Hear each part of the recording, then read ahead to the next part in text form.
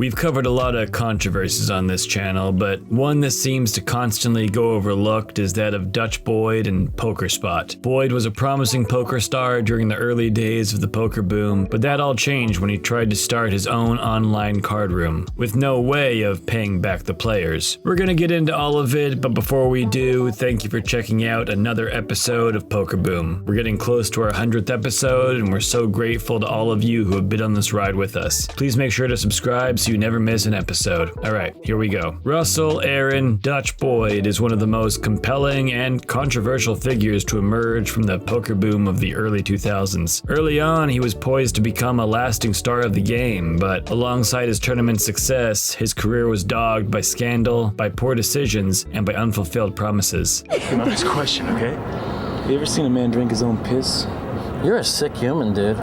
Born on December 24th, 1980 in Columbia, Missouri, Boyd's early years were marked by sheer brilliance. He was a child prodigy in every sense of the word. By the age of 12, he was already attending the University of Missouri. He completed his undergraduate studies and went on to earn a Juris Doctor degree from the University of Missouri School of Law by the time he was 18. But despite a seemingly bright legal future ahead, Boyd felt unfulfilled by the path laid before him. Everything changed when he saw the 1998 film Rounders, the now famous Matt Damon film that romanticized the underground world of high-stakes poker. Like many young men of that era, Boyd was instantly captivated by the image of the poker lifestyle. While finishing law school, he began playing online poker obsessively, quickly realizing he had a knack for the game. He decided to stop his law internship and he dove headfirst into the poker world, becoming part of a new wave of players who came of age online and helped usher in the game's internet-fueled renaissance. Boyd's early poker years were marked by both talent and by volatility. It's like him, like 3 raise before the flop with junk, and I'll bust him eventually. Never do that, Danny. Listen, you know how often? Oh, shut up! I did have to go broke with the 2 aces against you. You're a nutcase. He quickly established himself as an aggressive and calculating tournament player. His breakthrough came during the 2003 World Series of Poker when he finished 12th in the main event. Played like It's a over. champ. What do you guys want? Like I lost, I made the wrong move.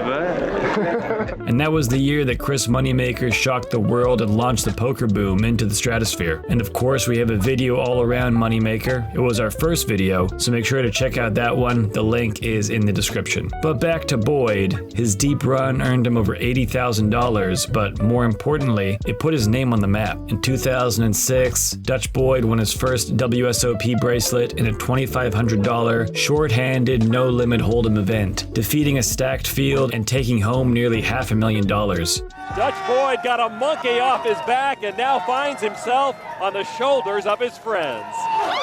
Bracelet number 1 for Dutch Boyd. He followed this up with 2 more bracelets, one in 2010 in a $2,500 limit hold'em 6-handed event, and another in 2014 in a $1,000 no limit hold'em tournament. Over his career, Boyd has accumulated more than $2.6 million in live tournament earnings. He was known for his fearless, at times reckless style of play, and his brash personality both attracted fans and stirred up conflict. Tonight I gave my bracelet to my little brother Bobby to wear, and he's convincing some girl out there that he's the world champion.